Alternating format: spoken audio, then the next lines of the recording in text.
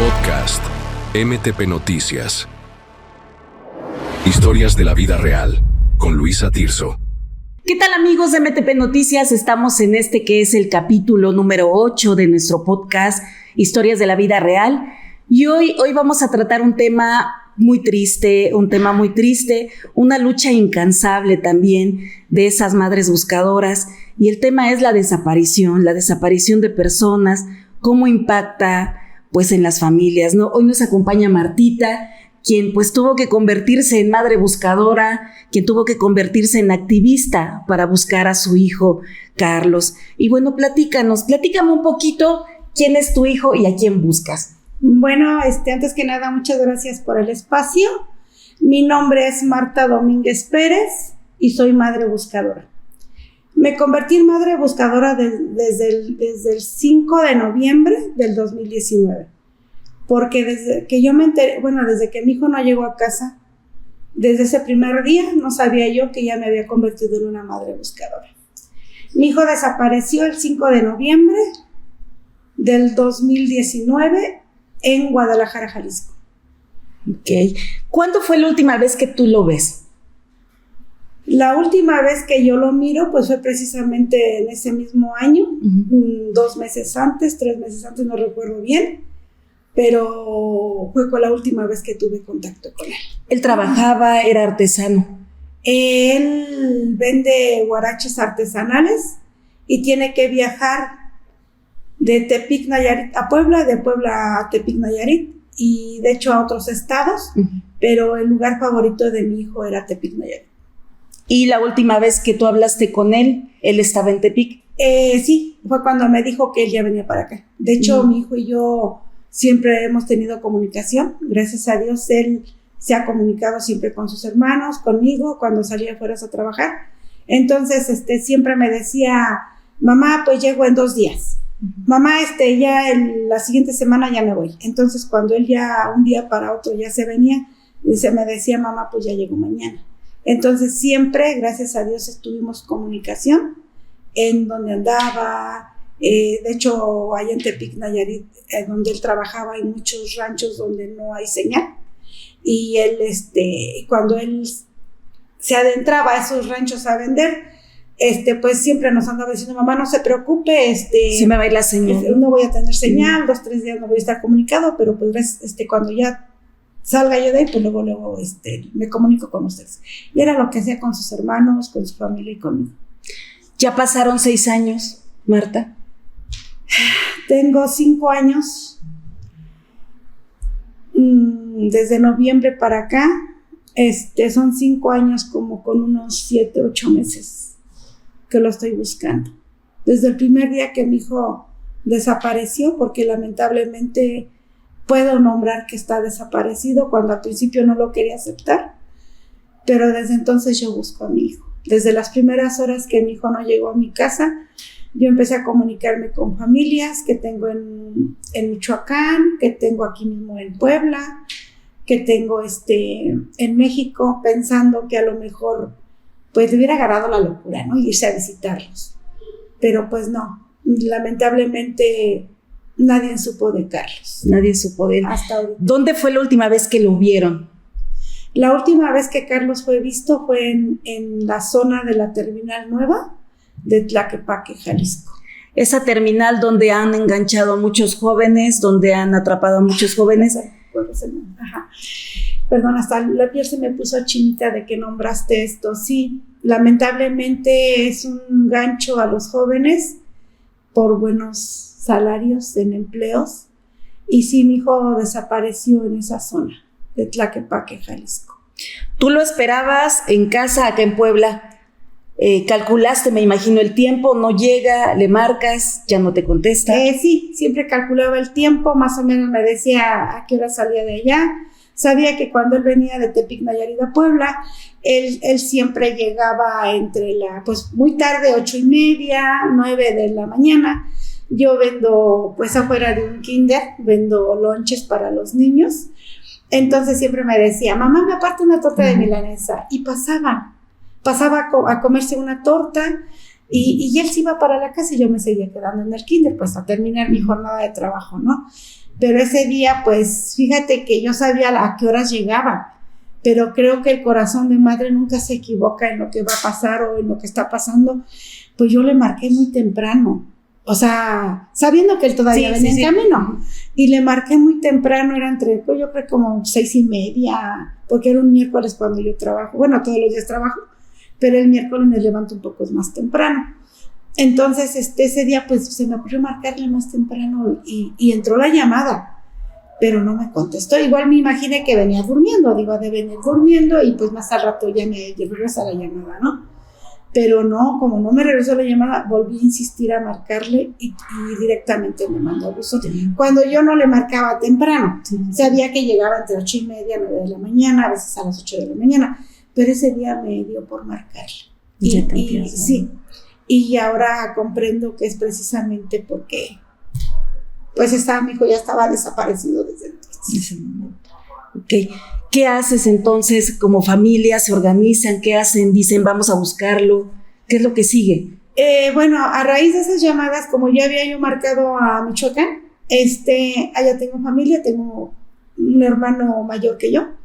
Él le dijo, oye, no, dice, no, manita. Entonces yo, pues, a raíz de eso, de que Carlos no llega, yo, pues, primero organizo venir a Puebla, terminando de mi jornada de trabajo, yo me vengo a Puebla aquí a los coordinados de Nayarit, que es a los que él viajaba. ¿Por qué viajaba en los coordinados de Nayarit? No de los que están adentro de la CAP, los que están afuera, por la economía.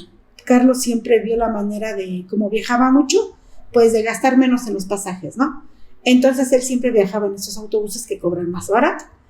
Yo vengo porque siempre, hasta eso nos decía Carlos, en qué autobuses viajaba. Entonces yo vengo a los coordinados de Nayarit entre, 3:30 de la tarde, y vengo aquí a los coordinados de Nayarit que están afuera de la Capo, y pues llego preguntándole a la señorita en turno, que me diera razón, ¿no? Yo imaginándome mil cosas, que a lo mejor había tenido un accidente en el camino en el mismo autobús. Digo, Dios mío, algo le pasó a mi hijo, no ha llegado, él nunca me ha hecho esto. Entonces yo vengo en la tarde y llego a la terminal y le pregunto a la señorita en turno, me dijo que no me podía dar información porque él no tenía autorización de hacerlo.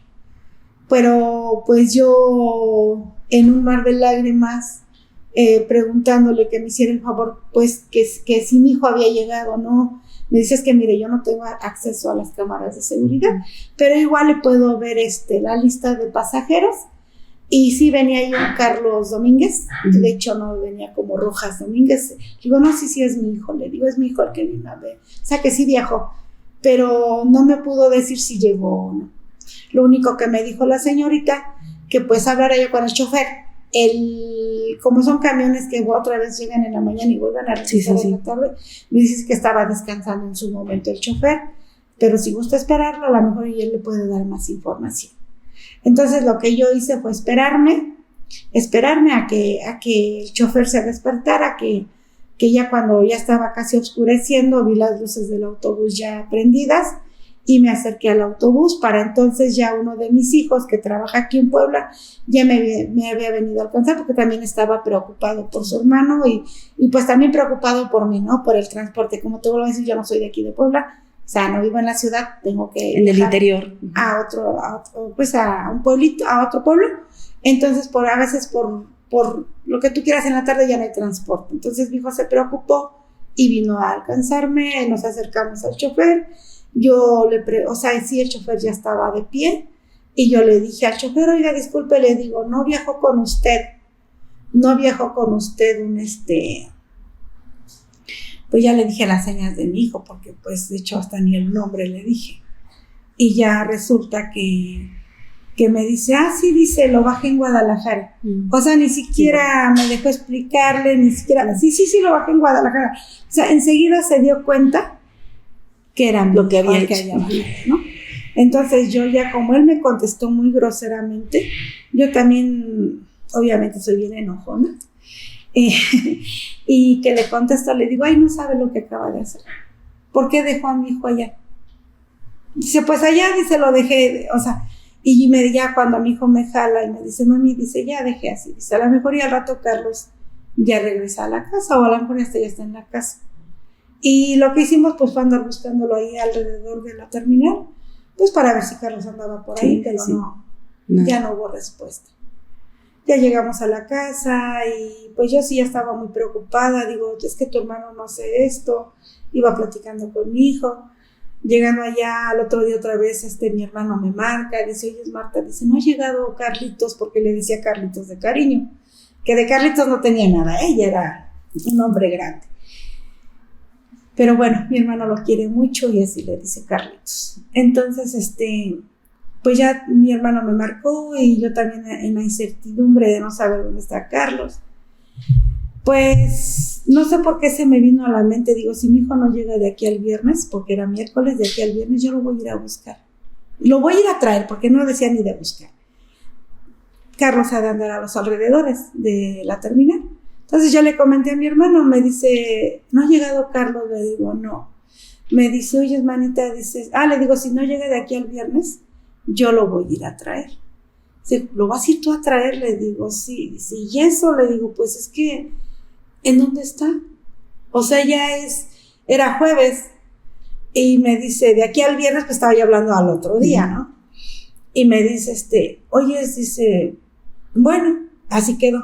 Pero ya en la tarde mi hermano me marca y me dice que porque él le quedaba más cerca ir a Guadalajara, porque él vive en Morelia. Uh-huh. Y me dice, oye, hermanita, ¿y si yo lo voy a traer? Le digo, ¿me harías ese favor? Me dice, sí, yo lo voy a traer.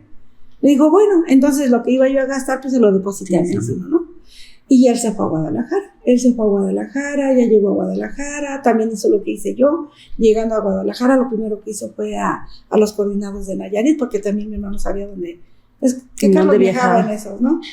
Y ya llegó allá, pues igual le dijeron que no sabían, porque la señorita en turno, pues era otra taquillera. Mi hermano que el señor que atendió a mi hijo, él trabajaba en las noches. Entonces mi hermano, pues en lo que anduvo buscando a los alrededores, ya regresó en la noche a la terminal y ya encontró al taquillero, y el taquillero fue el que le dijo que sí, que lo habían bajado, incluso le entregaban el boleto a mi hermano, el de mi hijo, y que le dijo a mi hermano, pero ¿por qué lo bajaron? Dice, es que venía en estado de ebriedad y no podía seguir viajando. Entonces, mi hermano, pues también ya enojado, dice, bueno, si él venía en estado de ebriedad, ¿por qué? También yo le repetí al mismo chofer aquí en Puebla, pues ¿por qué lo dejaron viajar? O sea, de Tepic a Puebla. Y yo sí le dije aquí al chofer, le digo, pues sí, desde el momento que usted subió a mi hijo, era su obligación traerlo hasta acá. Me faltó decirle, ¿verdad? Si algo le pasa, usted es el responsable, porque en ese momento no pensé que Carlos fuera a tardar tanto en regresar. Pero bueno, ahí fue donde empezó, pues, nuestro calvario, ¿no? O sea, mi hermano, gracias a Dios, donde Dios lo tenga, Dios lo bendiga, él fue el primero que inició la búsqueda de Carlos. Anduvo allí algunos días investigando, preguntando, como siempre las familias, sí. Ahora le entiendo que siempre somos las familias las que investigamos, que siempre somos las familias las que recaudamos datos, investigamos por amor a nuestros hijos, a nuestra familia. Entonces mi hermano anduvo investigando todo eso. Ya fue que tuvo algunas razones de Carlos. Carlos sí estuvo en la terminal. Carlos durmió esa primera noche ahí. Carlos durmió la segunda noche cuando mi hermano viajó. Carlos todavía durmió en la madrugada ahí. ¿Por qué sé esto? Porque hay un testigo que lo miró. ¿Sí? Hay un testigo que lo miró, que es un guardia de seguridad. En ese tiempo, no sé si siga trabajando ya, ¿no?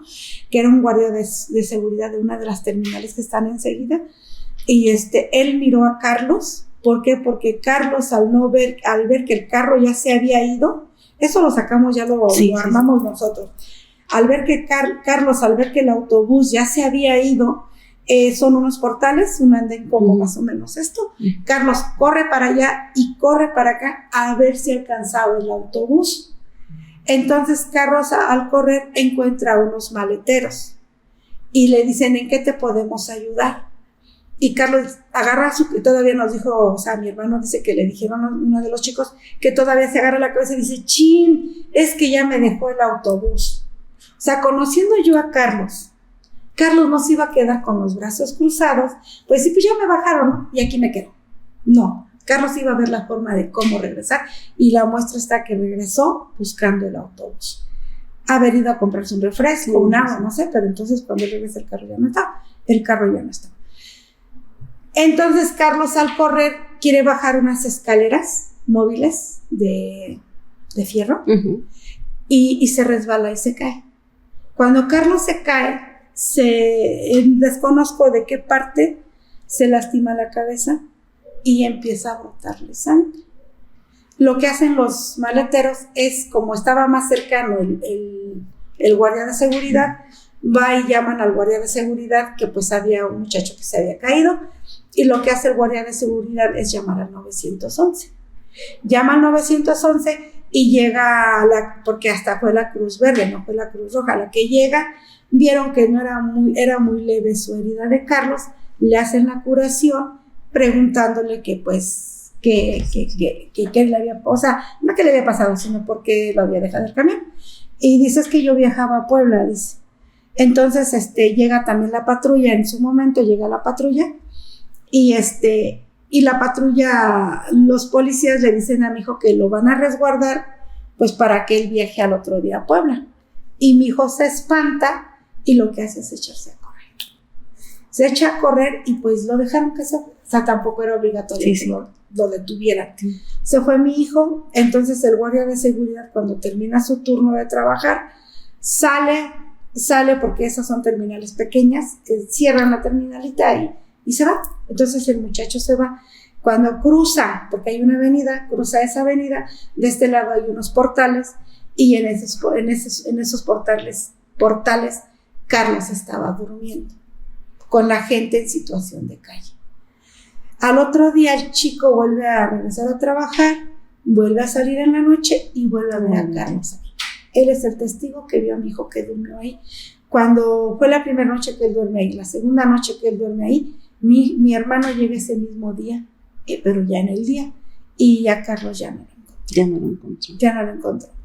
Y ahí fue pues donde mi hermano empezó a buscar a Carlos. Él supo todo esto porque el mismo guardia de seguridad le platicó todos los hechos que vivió, y pues ya enseñándole la fotografía de Carlos, ya enseñándole la fotografía de Carlos al guardia de seguridad, y dice, sí, es el mismo que yo miré, es tu sobrino. Y ya de ahí pues ya no encontramos a Carlos. Lo encontraron. ¿Levantaron alguna denuncia? La carpeta de investigación la inician allá en Guadalajara. Sí, mi hermano estuvo ahí varios días buscando a Carlos. Alguien le dijo que tenía que hacer una denuncia, ¿no? Y fue que llega a Fiscalía y levanta la denuncia de Carlos. Y de ahí inicia la carpeta de investigación. Y pues igual, al no saber, ahora entiendo que desde un principio tendrían que haber exigido las cámaras de seguridad, porque eran los primeros días, las primeras horas, muy, muy favorables para el pronto localización, ¿no? La localización de Carlos. Entonces, pues mi hermano también, al no saber, nomás levantó la denuncia. Le dijeron que iban a hacer, pues como a mí me lo han dicho siempre desde que voy, desde hace más de 5 años, que iban a hacer pues lo correspondiente para la localización de Carlos, y pues es algo que no se hizo hasta ahorita.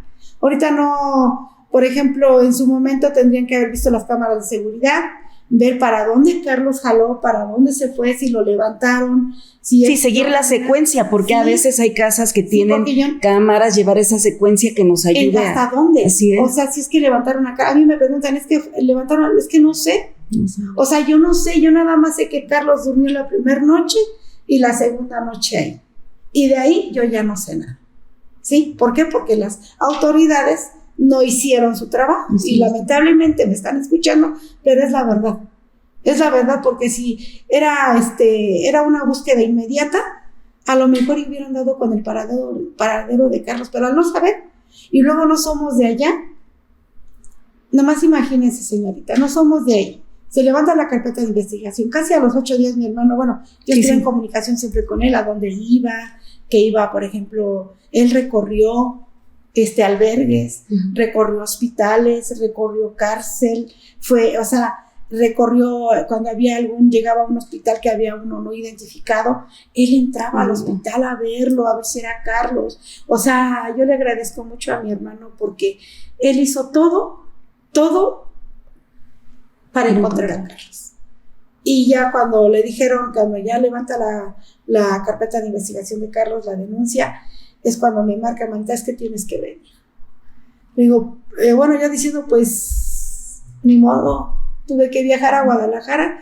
Mi hija y yo, mi hija la más chica, viajamos a Guadalajara, pues por la prueba genética, que ahora sé que es el ADN. Ajá, ya llegué yo y mi hermano, pues, a otra vez hacer la búsqueda en Guadalajara. Dice, a mi hermano me acuerdo que ahora él nos mandaba, porque dice, es que yo ya fui 2 veces, y voy a volver a regresar.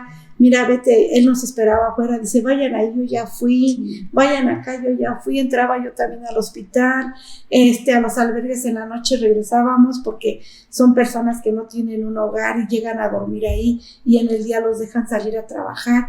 Llegábamos en la noche ahí a entregar volantes de Carlos, preguntar que si lo habían visto, no.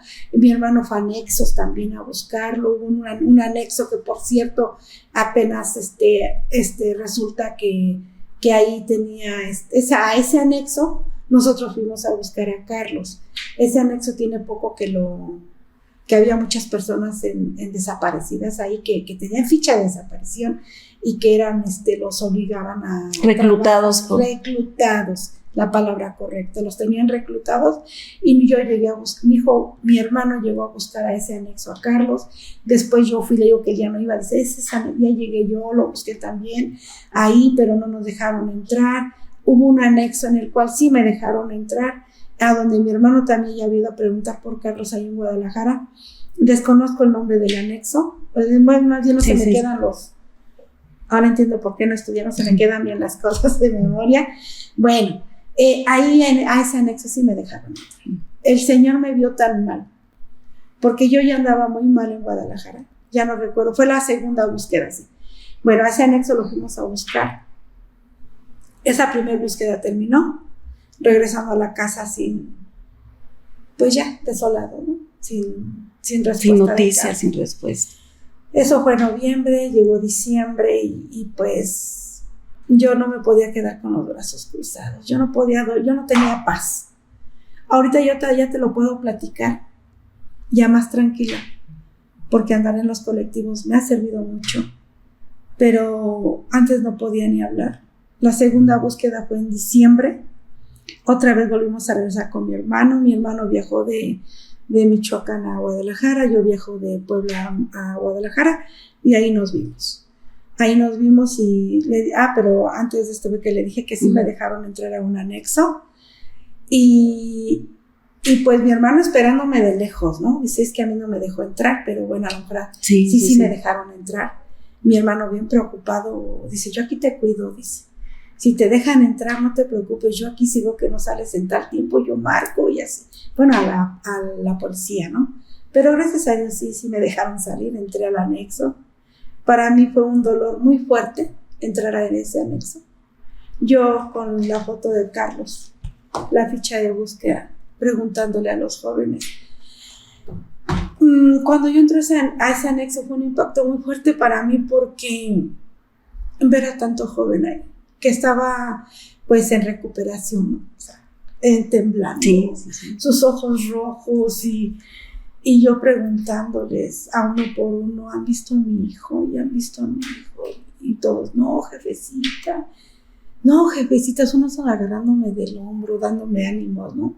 Jefecita, y creo que fue el primer mensaje que hice cuando vamos ahorita a las universidades o a las preparatorias a dar conversación de sensibilización. Bueno, ¿cómo se dice? Sensibilización. Para que no caigan en las redes sociales falsas. Ese día me acuerdo que yo les dije a los jóvenes que sí tenían mamá. No les dije de otro modo, ¿verdad? Sí, muy educadamente. Que sí tenían mamá, me dijeron que sí. Le digo, véanme a mí. Véanme cómo ando buscando a mi hijo. Es el mayor de mis hijos. Es el mayor de mis hijos. Y yo lo ando buscando porque no lo encuentro. Todavía no pronunciaba la palabra desaparecido. No le hagan esto a sus mamás. por favor recupérense y lleguen a su hogar, pero abracen a su mamá para que un día no anden como yo, buscando a mi hijo. Uno de ellos, me acuerdo que me agarra del brazo y me dice: jefecita, admiro mucho su amor hacia su hijo. Y tenía pocos días de desaparecido mi hijo, no tenía mucho tiempo.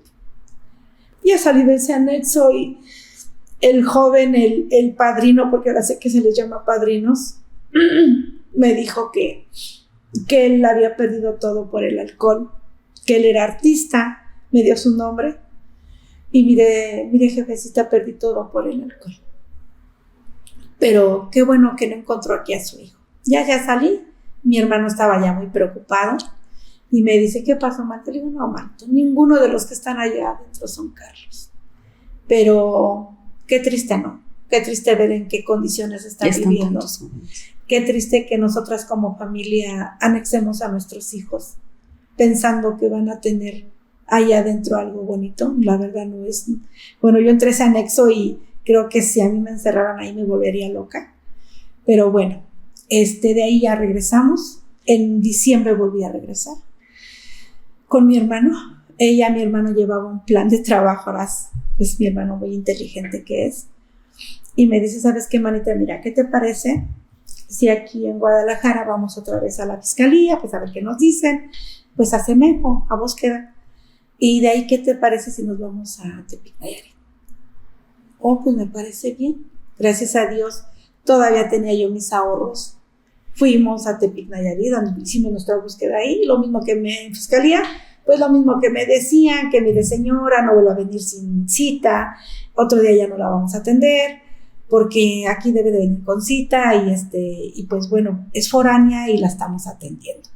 Pero nunca sabía yo ni lo que era un ministerio público, me atendía cualquier persona, ¿no? Y ya me salí de fiscalía, voy a FSMF y pues también no había. Y sin avances, ¿no? Y sin avances. Pues es que no sabía. Ahorita te digo, no sé mucho. Pero si alguien me hubiera dicho, no, pero era imposible. Nunca venía un colectivo, ¿verdad? Ya regresé y ya nos fuimos a Tepic. Nos fuimos a Tepic Nayarit, viajamos en la tarde, en la noche llegamos a Tepic. Ahí nos quedamos en donde Carlos siempre se quedaba. De hecho, Carlos, como cuando venía de Puebla, nomás venía de visita. Allá dejaba su ropa, sus guaraches que vendía y todo. Entonces, pues ahí prácticamente llegamos a Tepic Nayarit, donde Carlos se quedaba. Y ¿ahí con quién tuvieron contacto? Ahí tuvimos contacto con el señor del hotel, que era donde Carlos se quedaba, lo quiere mucho el señor. Porque Carlos siempre a donde viajaba ahí se quedaba. Bueno, cuando llegaba a Tepic, cuando Carlos no vendía bien, el señor le daba trabajos de albañilería, entonces él le trabajaba de albañilería en algunos detallitos en el hotel, ¿no? Y él me platicaba: mi hijo, dice, no, es que el señor es muy bueno, es muy buena persona. Cuando nosotros llegamos tuvimos el gusto de conocer al señor, que no digo su nombre por seguridad. Bueno, pero el señor, muy buena gente, nos recibió en su casa, en su hotelito. Y pues él platicándonos de Carlos, ¿no? De que pues que se le hacía raro que Carlos que no hubiera llegado. Carlos empezó a trabajar desde muy pequeño, o sea, Carlos anduvo en la calle. Ya sabe que la gente que trabaja en la calle pues se vuelve barrio, ¿no? O sea, no lo pueden engañar pues que aquí me dejaron y aquí me voy a quedar, o que no tengo dinero, ¿cómo le voy a hacer para comer, no? Carlos llegaba a cambiar su par de guaraches por comida. Carlos llegaba a cambiar un par de guaraches pues porque lo trasladaran de un lugar a otro. Y Carlos llegaba a cambiar un par de guaraches hasta por un refresco, porque era bien coquero, por una coca y un pan. Luego me decía: mami, ¿qué cree que no vendí nada? Dice. Pero fui al mercado y le dije a la señora que sí, me podía dar una comida por un par de guaraches. Ah, sí, joven, dice. A veces, mamá, era tan linda la gente que no me recibía los guaraches, me regalaba el taco. Pero yo de buena, o sea, ya le dejaba los guaraches, ¿no? Pero Carlos era de saberse mover en la calle. O sea, Carlos no era tan fácil de decir, pues me voy a quedar. Carlos sabe leer, Carlos sabe escribir. Carlos ya era el mayor de mis hijos. O sea, como para que Carlos tenga 5 años casi 6 años desaparecido. O sea, me parece... ¿Eso te hace pensar que entonces alguien lo desapareció, le está impidiendo llegar a su casa? Bueno, a mí lo que me hace pensar en esta larga búsqueda que tengo y mi corazón de madre es que si mi hijo andaba tomando y si mi hijo se cayó, pudo haberle pasado algo. A lo mejor, no sé, se le fue la memoria momentáneamente, empezó a tomar, ya no sabe quién es él. Y yo sé que a lo mejor mi hijo anda en situación de calle. O sea, yo en mi corazón presiento que Carlos anda en situación de calle. Quiero hacerme esa idea, pero también me pone a pensar cómo los reclutan, cómo está joven, pues también igual lo hayan podido tener trabajando en algún lado. No puedo asegurar nada porque no sé. Cuando sale todo este boom de lo del Rancho Izaguirre y encuentran prendas, ¿tú qué hiciste? ¿Qué te imaginaste? Ay, fue muy impactante para mí. Cuando pasa lo del Rancho Izaguirre, yo andaba en Chalma. Mi hijo me llevó a Chalma a visitar al señor de Chalma, ya me enseñó. Y esto ya había pasado. Fue creo el 5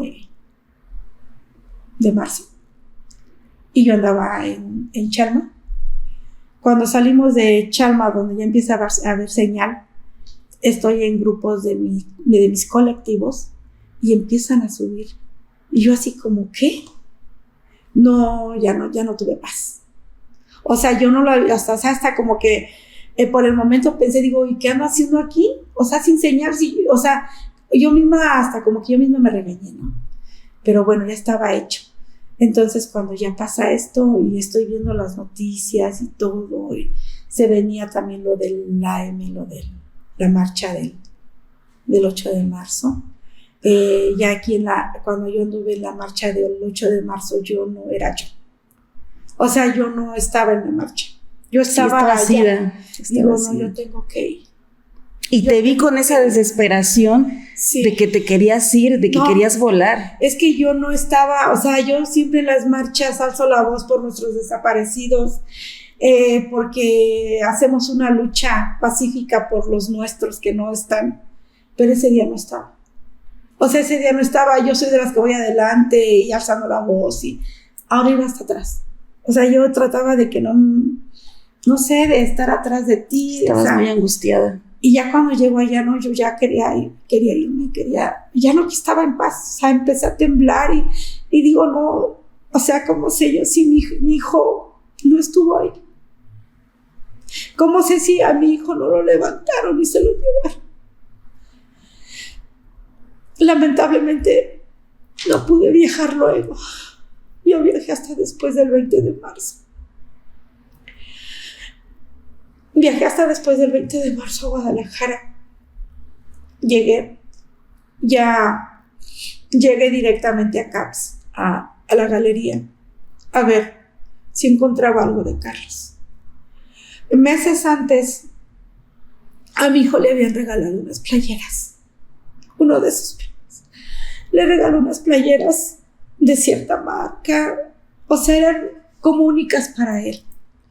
Recuerdo que un día llegó a la casa y llevaba puesta esa playera y me dice, ma, ¿cómo se ve, bebé, la playera?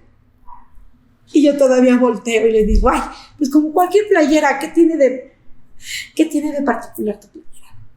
Es que me la regaló mi primo, no está bonita, pero así quedó. Cuando yo llego a galería de allá de Guadalajara, donde fui a ver si encontraba algo, tuve que mandarle mensaje al muchacho, al primo de Carlos, que gracias a Dios luego me contestó, ya estando yo en galería, porque no le tomé mucha importancia a las playeras. Y me dice, señora, es que yo le regalé una playera de tal color y de tal talla y de tal marca, y pues parece que invocó. De repente sale una playera igualita. Y le digo al que nos estaba mostrando la playera, le digo, ¿sí me puede mostrar más la playera? Sí, le pusieron zoom y ya están ahí. Digo, sí, es que sí es, o sea, yo... ¿La viste de manera digital? Fue digital. No les enseñaron las... No, ya no alcancé a llegar yo a... Porque recordarán, amigos, que cuando viene esta localización del hallazgo Izaguirre allá en Tegucigalpa, Jalisco, muchas madres buscadoras pues llegaron al sitio. Ahí se había dicho que habían encontrado crematorios, restos óseos, infinidad de playeras, hasta una Biblia, tenis, gorras, de mucha gente, de la que después el propio gobierno, el propio secretario de Seguridad Pública Federal, admite que ahí reclutaban a jóvenes, el crimen organizado, pues para reclutarlos a las filas de crimen organizado. Muchas madres como Martita viajan a Guadalajara queriendo pues encontrar algo, ver alguna de esas piezas, a ver si no pertenece a sus hijos, y efectivamente a nadie las dejaron ver estas piezas físicamente.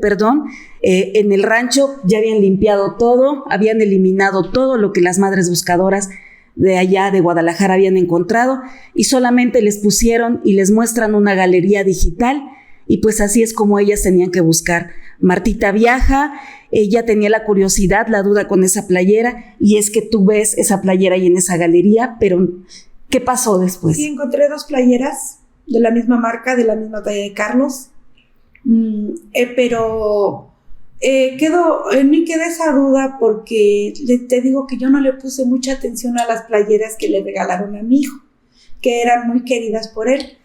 Pero cuando yo reconozco esa playera por la talla, pues como me estaba diciendo aquí el primo de mi hijo, pues sí, conocí 2 playeras que quedaron resguardadas en la fiscalía, las fotos, y pues fue muy triste para mí, ¿no? Muy triste para mí ver a otra compañera que estaba ahí sentada y que ella sí le dice, me le pone zoom, y me le pone zoom de este lado porque yo le había cosido su playera a mi hijo y conoce las costuritas, ¿no? Y verla, o sea, fue muy triste. O sea, para mí fue muy, muy duro ver eso, muy fuerte, como ver que nuestros hijos pudieron haber estado lo que ahí, pudieron haber vivido, ¿no? Todo lo que pudieron haber vivido, sí, claro. Y ahí estábamos varias madres, muchas enojadas porque ya habían ido al rancho, ya habían lavado todo, ya pasaron la máquina. Yo no lo miré, pero la miraron mis compañeras que estaban en contacto conmigo por teléfono, y ver el coraje de ellas, ¿no? El coraje de ellas de cómo es posible que el gobierno se burle así de nosotros, de nosotras. ¿Cómo es posible que por quedar bien con las caras más altas, por no decirles otra grosería, queden mal con la misma gente que está sufriendo una desaparición? Una de las compañeras dice, Marta, dices que yo entré y todavía entre la tierra están las prendas que barrieron, o sea, que limpiaron, que arrastraron. Y todavía hay indicios de una suela de zapato. O sea, ¿cómo es posible que hayan hecho esto? Y todavía se atreven a decir, ¿no? Que las compañeras que montaron todo esto. Cuando las compañeras fueron las que vieron todo eso. Cuando las compañeras de este colectivo descubren todo eso. O sea, yo sí les creo a mis compañeras. O sea, yo sí les creo. Ya no llegué al rancho Izaguirre porque nos suspendieron la ida, porque ya para entonces ya estaba en manos de la Fiscalía Federal de México. Ya no pude llegar. Ya no nos dejaron entrar. Solamente les muestran esta galería. ¿Qué pasa? ¿Tú ves la playera? ¿Se hizo algún proceso para investigar si efectivamente fue de Carlos? Después de que es la segunda vez que estoy hablando ya de la playera, porque en su momento no lo hablé porque era muy doloroso para mí. Con esa es la segunda vez que lo hablo, ya después de que pasó mucho tiempo. Cuando ya pasa esto de lo de la playera, pues ya fui a la fiscalía, tuve que decirle al Ministerio Público que había conocido una playera, pero pues que tenía esa duda, ¿no? Me dice, no, dice, ya la anexó a la carpeta de investigación de mi hijo, y pues tal, ¿no? Se acabó, ya váyase a su casa y pues a ver qué pasa. Bueno, para ese día que fui yo con el Ministerio Público en Guadalajara, me porté muy grosera porque yo estaba muy dolida. Estaba yo como que si fuera la primera vez que yo buscaba a Carlos. Me sentía muy triste, muy desolada. Entonces, ya mi compañerita me acompañó con el Ministerio Público a dejar lo que pues ya había conocido yo en la galería, a darle notificación de esto.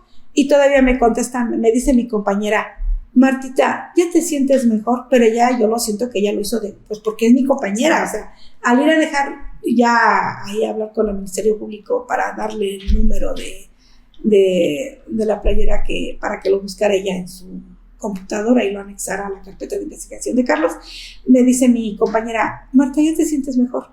Digo, ¿quieres saber cómo me siento? ¿De verdad quieres saber cómo me siento? Y me dice, sí. Y estaba la Ministerio Público así sentada como tú, y la secretaria así, mi amiga y yo, mi compañera y yo.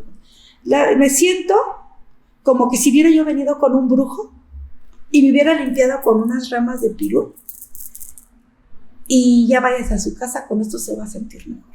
Así me siento burlada por las mismas autoridades. La Ministerio Público no dijo nada, nomás se agachó. Le digo, así me siento, pero mira al Ministerio Público. Le digo, así me siento, le digo. Así me siento, burlada. Pero bueno, ya me salí, no estuve bien, regresé a mi casa.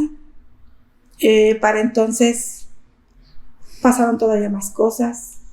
No sé si lo pueda decir, me tuve que encerrar unos días en un centro espiritual por invitación de mi amiga.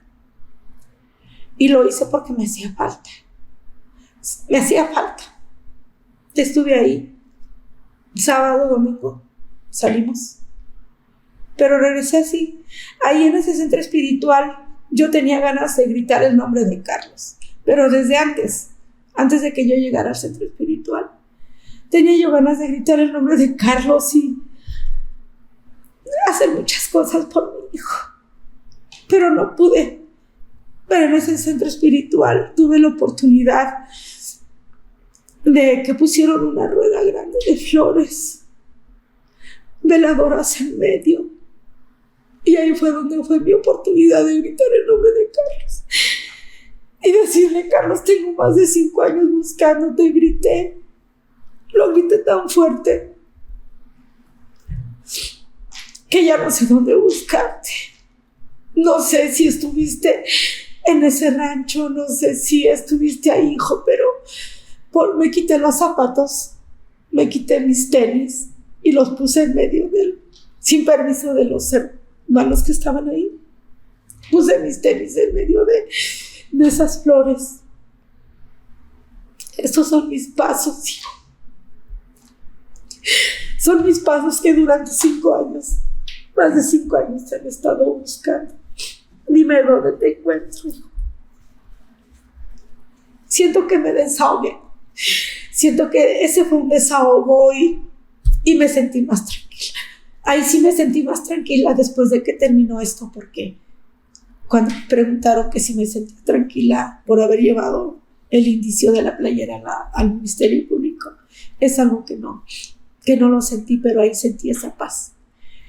Cuando terminó esto, y ya con la mirada de los demás compañeros que estaban ahí, hermanos, esto ya está fuera del colectivo porque era dentro de la iglesia, yo pedí que me regalaran flores, de las que tenían ahí.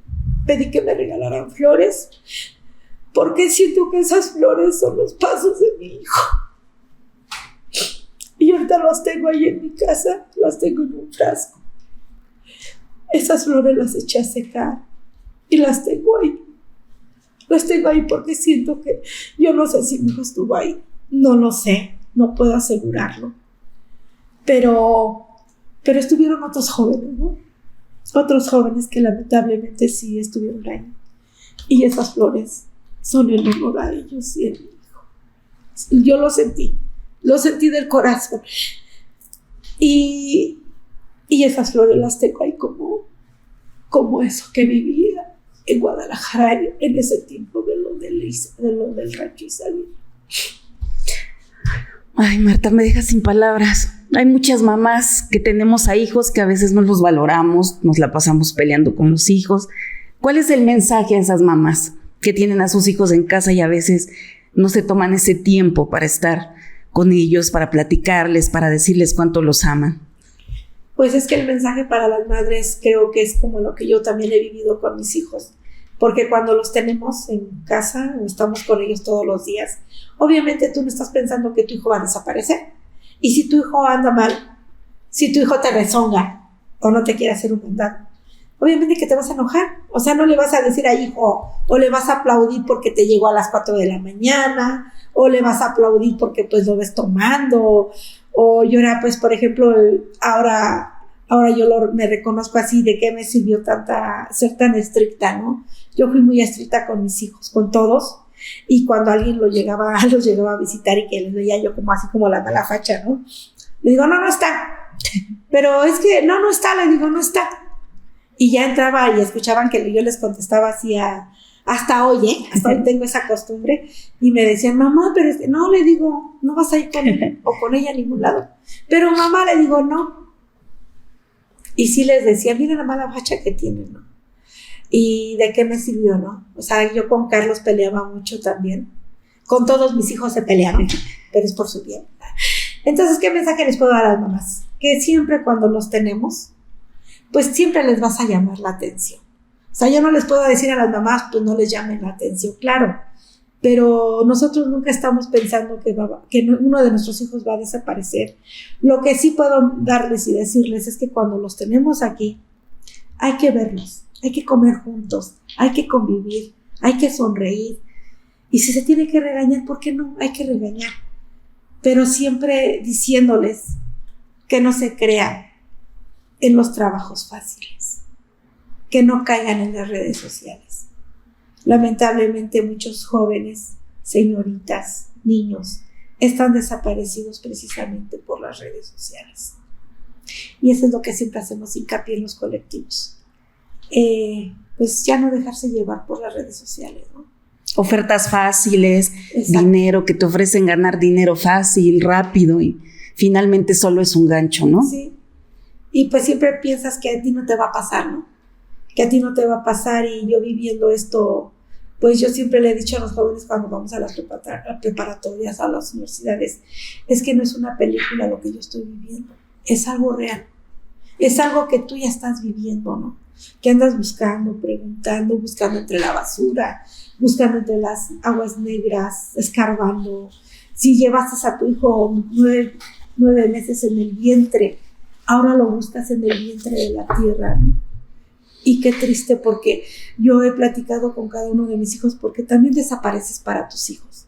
También desapareces para tus hijos porque siempre no estás, y siempre no estás, y siempre que te vas a una búsqueda, y que sea una marcha, y que sea un conversatorio, a una entrevista, entonces desapareces también para ellos. Y yo les he dicho, miren hijos, si tú hubieras ido, anduviera igual por ti, porque para una madre no hay distinción. Mi hijo es el mayor, y sin embargo yo lo ando buscando y no he dejado de buscarlo durante más de 5 años. ¿Qué le dirías a Carlos además de que lo amas? A ti, Carlos, te diría en este momento que aquí te estoy demostrando cuánto te amo, hijo. Si no pude demostrártelo cuando te tenía a mi lado, quiero decirte que he ido a diferentes lugares a buscarte, hasta la tierra que más te gusta, a Tepic, Nayarit, hijo. Anduve en esos ranchos donde tú anduviste, anduve en Chihuahua, en donde tu adolescente anduviste trabajando por allá. Estuve sentada en el parque donde tú vendiste allá en Guadalajara, hijo. esto lo sé por tu tío Toño que me dijo, regresa a casa, hijo, te está esperando tu hijo, tus hijas, tus hermanos y yo, y todos te queremos, hijo, todos te recordamos, todos nos haces reír a veces porque te recordamos cuando nos decías cualquier tontería, y como el Calochis, ¿verdad, ma? Sí, hijo, como el Calochis, y nos sacas una sonrisa, hijo. Y quiero que sepas que no voy a dejar de buscarte, y que donde quiera que tú te encuentres, que sepas que te amamos y que te sigo buscando. Te quiero, hijo. Te quiero mucho. ¿Hay algún reclamo para la autoridad? Pues creo que siempre el reclamo va a ser que mientras ellos nos traen en nuestros zapatos, nunca van a trabajar como se debiera. Es triste ver que como las autoridades nos suben y nos bajan. Y siempre diciéndonos palabras bonitas, ¿no? Sí, señora, pues estamos trabajando en eso. Mire, vamos a investigar allá, vamos a investigar acá. Pero vas al Ministerio Público y te hacen repetir lo mismo que le repetiste hace 5 años, ¿no? Revictimizarte una y otra vez. Otra vez, decirte, pues es que estamos haciendo esto, estamos haciendo aquello. Y es algo que es lo mismo que yo ya les dije. O sea, yo quiero algo nuevo. O sea, yo quiero que me digan, ¿sabe qué? Pues ya fuimos aquí, ya nos dijeron aquello. No, es algo que yo ya les dije en su momento, pero pues igual me lo... Que te digan algo que no sabes, algo que de verdad esclarezca esta desaparición. Ahorita como que ya les estoy exigiendo un poco más, pero les estoy exigiendo un poco más precisamente porque los colectivos me han ayudado mucho. Digo colectivos porque en Guadalajara pertenezco a un colectivo y aquí en Puebla pues hablamos de los desaparecidos en Puebla, ¿no? Pero aquí pues lamentablemente no puedo hacer mucho porque la carpeta de investigación, todo lo que se tenga que hacer es hasta Guadalajara. Y yo para viajar a Guadalajara pues el pasaje está demasiado caro, ¿no? Entonces pues sí, cuando ya veo que no hay noticias que de allá para acá, entonces es cuando les empiezo a marcar, pero porque ya tengo un dinero guardadito, ¿no? Y decirle, ¿cuándo me va a dar cita? No, pues véngase para tal día, ¿no? Pero es porque yo ya tengo algo guardado para ir. Pero también si les marco, porque me lo dicen por teléfono, pero pues no les creo, o sea, no, yo necesito ir, al menos siquiera ando buscando alrededor. Y también en atención a víctimas, también igual desde hace 5 años me han entrevistado, me han dicho, he firmado papeles en los cuales alguna vez me llegaron a decir alguien que no sabe de lo que es una madre buscadora, pues a usted le pagan por andar en el colectivo, ¿no? Y yo me quedo así, claro que no le tenía por qué dar explicaciones, pero cuando yo salgo a una búsqueda, cuando yo salgo a Guadalajara, cuando yo voy a algún lugar es con mi propio pasaje. O sea, yo no recibo dinero de ningún gobierno. Entonces, pues no he recibido nada pero pues igual me dice María Luisa, si ellos no entienden, dice, si tú no lo entendiste en su momento, imagínate, tú ya no les hagas caso. Y sí, te sirve mucho, ¿no? Ya nada más antes me enojaba y les contestaba muy mal. Ahora le digo, ojalá y pues si quiere le dejo mi lugar. Pero muy amablemente, como los ministerios públicos, ¿no? Ay, no, doña Marta, ¿cómo cree, doña Martita? Le digo, bueno, pues entonces, pues mejor no me siga diciendo así, ¿no? Sí, que te digan algo que no sabes, Ándale. Que se vea que están trabajando, ¿no? Exacto. Bueno, pues hasta aquí llegamos, Martita, en este programa. Esperemos que sirva de mucho. Ahí va a estar apareciendo en el transcurso del programa la imagen y los datos de Carlos. Si alguien tiene información, si alguien tiene información de él, si alguien tiene algún dato que nos ayude a dar con su paradero, por favor, ayúdennos. Aquí está Martita, y no es ella, no es el dolor solamente de una madre, ¿eh? Desgraciadamente en Puebla son cientos de madres con el corazón roto, madres y familias muertas en vida porque están esperando a sus hijos, porque no saben qué pasó.